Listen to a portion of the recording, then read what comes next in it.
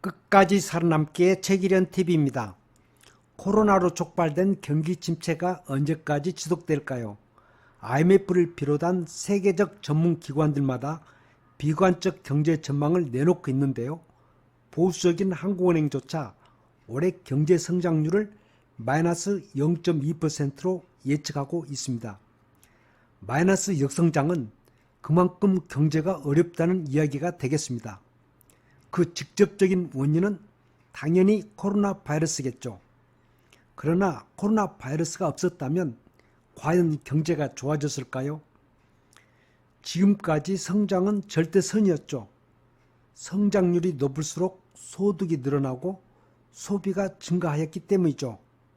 그래서 경제 성장 과정에서 어떤 문제가 생기더라도 진보된 기술과 인간의 통제로 얼마든지 해결할 수 있다고 보았습니다.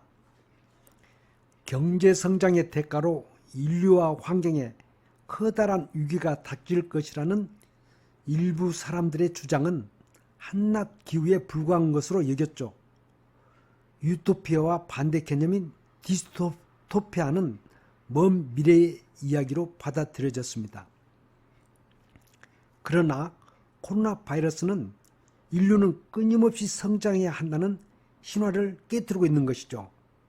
코로나 바이러스는 인류와 환경이 공생하려면 무엇을 하지 말아야 하고 무엇을 더 해야 할 것인가 라는 질문을 던져주고 있습니다.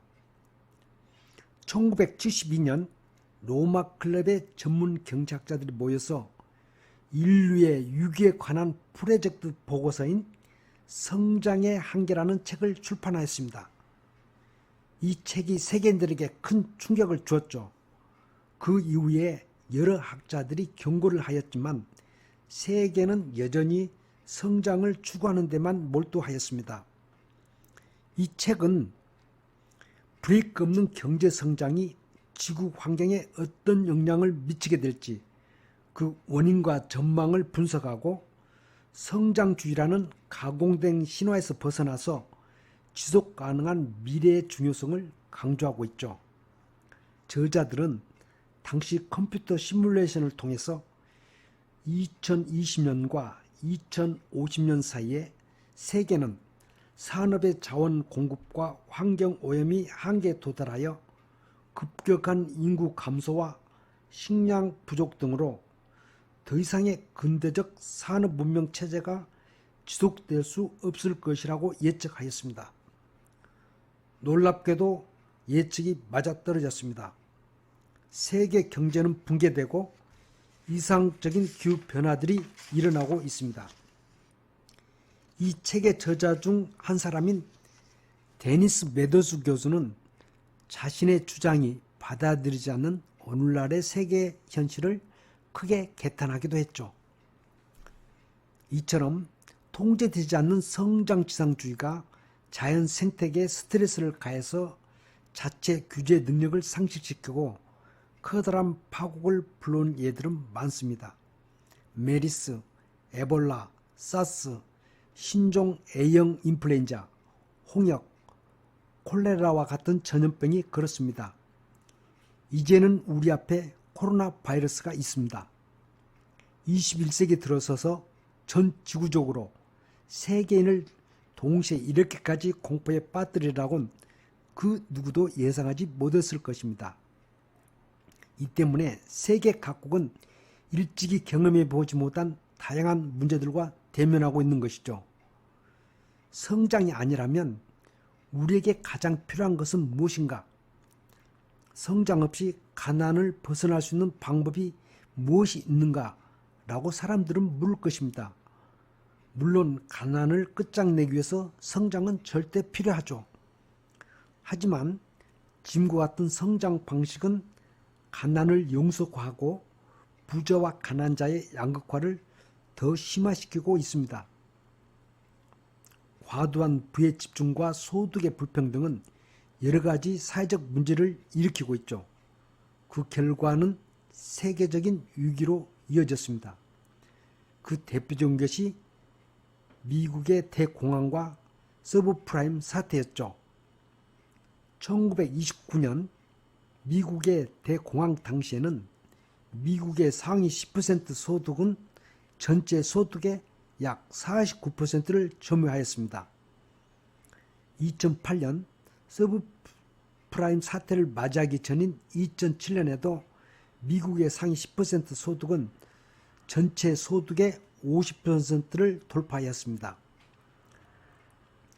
이후에 소득 불평등의 추세는 조금씩 완화된 듯 하였지만 시간이 흐르면서 다시 확대되고 있습니다. 세계 불평등 데이터베이스인 WID에 따르면 미국은 현재 상위 10%가 전체 소득의 47%, 한국은 상위 10%가 전체 소득의 43.3%를 차지하고 있다고 발표하였습니다. 특히 한국은 40년 전인 1976년에 상위 10%가 25.7%였는데 지금은 그때보다 무려 2배 가까이나 늘어났습니다.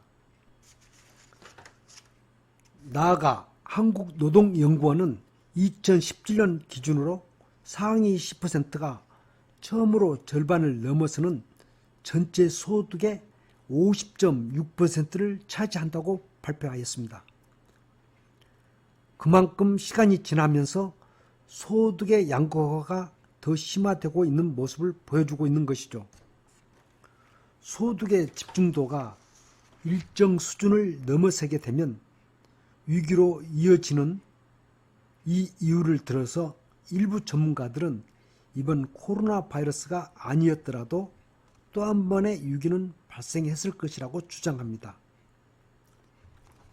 성장이 인간에게 반드시 행복을 가져다 주는 것이 아니라 오히려 불균형을 초래한다면, 그리고 성장이 더 이상 사회를 더 부유하게 만들지 않는다면 우리는 성장지상주의를 다시 생각해 보아야 할 것입니다. 경제학 교과서에서 모든 성장은 GDP와 같은 경제 성장으로 간주합니다. 여러분은 비경제 성장이라는 용어를 들어보지 못했을 것입니다. 그러나 이익보다 비용이 증가하여 사회 전체적으로 나쁘다는 의미에서 성장이 비경제적이 될 수가 있습니다. 그런 측면에서 경제 성장 대신 비경제 성장이라는 용어가 더 어울릴지 모르겠습니다. 사회가 성장이 비경제적일 수 있다는 것을 받아들인다면 사람들은 어느 정도의 고통을 겪어야 할 수도 있습니다. 인류가 근시안적 안목과 눈앞의 욕망이 가려서 여전히 성장만을 추구한다면 지속 가능한 미래를 만들어 갈 수가 없겠죠. 아무런 저장치도 없이 고속 성장해온 인류의 경제가 지구 환경에 미치는 영향을 도외시한다면 인류의 미래는 더욱 위태로울 것입니다. 인류는 끊임없이 성장해왔고 역사는 진보해 왔습니다. 바로 그 사실 때문에 성장의 한계가 있을 수 있다는 또 다른 사실을 받아들여야 하지 않을 것입니다. 그러나 코로나 바이러스는 이 사실을 깨닫지 못하고 있는 많은 사람들에게 커다란 경각심을 안겨주고 있죠. 성장의 한계는 이미 시작되었는지도 모릅니다.